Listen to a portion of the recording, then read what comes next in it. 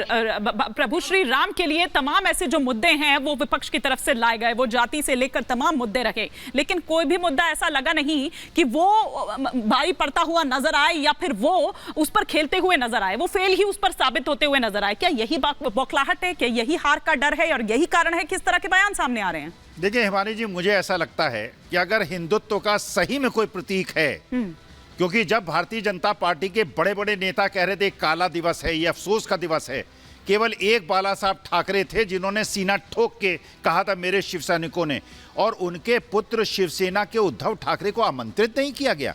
मेरे हिसाब से अगर असली हिंदुत्व का कोई प्रतीक है उद्धव ठाकरे हैं। आप 3 लोगों को बुलवा लीजिए, सारे मतभेद, मैं राहुल गांधी और खड़गे साहब को ये कहूंगा कि जाइए, अगर आप शंकराचार्यों को बुला लीजिए, अगर आप द्रौपदी मुर्मू जी को बुला लीजिए, और उद्धव ठाकरे जी को बुला लीजिए, किसी को नैतिक अधिकार नहीं होगा वहां न जाने का। लेकिन अगर आप उद्धव ठाकरे का और हिंदुत्व का अपमान करेंगे, मैं हिंदुत्व का अपमान शंकराचार्यों का अपमान नहीं होते देख सकता।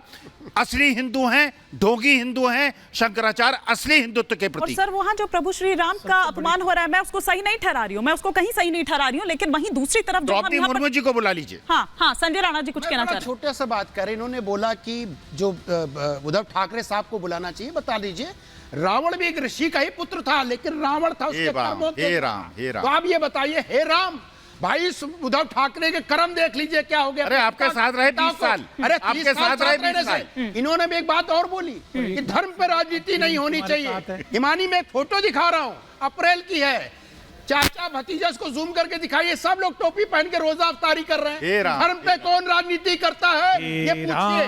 धर्म पे राजनीति करने वाली ये पार्टियां हैं, और इनको दर्द हो रहा है कि इनका जो वोट बैंक था कहीं खसक ना जाए, खसक रहा है। जो आप हिंदुत्व का अपमान कर रहे हैं। राणा जी, अगर हिंदुत्व का अपमान हो रहा था, बाला साहब ठाकरे का अपमान नहीं कर रहे, मान्यवर, आप करोड़ों लोगों का अपमान कर रहे हैं, आप मराठाओं का अपमान कर रहे हैं, आप पूरे महाराष्ट्र का अपमान कर रहे हैं। इन्होंने बहुत अच्छा एक प्रश्न पूछा था कि भाई नेहरू जी के जमाने में कैबिनेट मिनिस्टर थे, क्यों नहीं करवा लिए?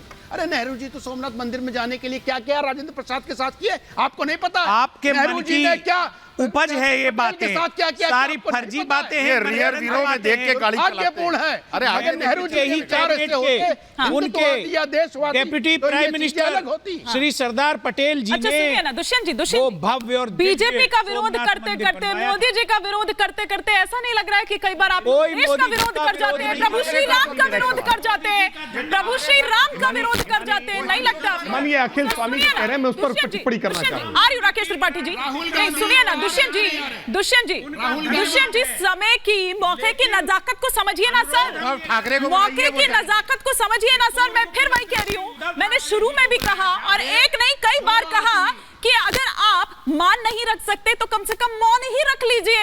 आप सेंटिमेंट्स को नहीं समझ रहे, आप सेंटिमेंट्स को नहीं समझ रहे। हाँ, उद्धव ठाकरे को बुलाइए। ये इस तरह से मान रखेंगे?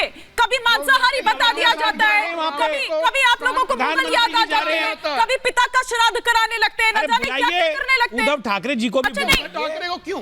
शंकराचार्यों को बुलाइए, आदरणीय शंकराचार्य उद्धव ठाकरे का क्या कंट्रीब्यूशन है राम मंदिर में? उनके पिताजी का था, जो उद्धव ठाकरे रावण बन चुका हो, जिसपे विचार रावण नहीं हो, अरे जो एकदम ये आप अनुचित कह रहे हैं, धर्म से दूर चला गया। मराठी मानुष की तुलना रावण से भारत बर्दाश्त नहीं करेगा। राणा जी, पुत्र में ऋषि होगा, डॉक्टर का बेटा डॉक्टर नहीं होता कभी। मराठियों का अपमान, मराठियों का अपमान, सबका अपमान हो रहा है। राकेश त्रिपाठी जी, राकेश त्रिपाठी, पर आपने मेरी बात का जवाब नहीं दिया। दुष्यंत जी, आपने मेरी बात का जवाब नहीं दिया। नेता हैं, एक एक करके, ठीक है, हिंदुओं को, ठीक है, राकेश त्रिपाठी जी। हाँ,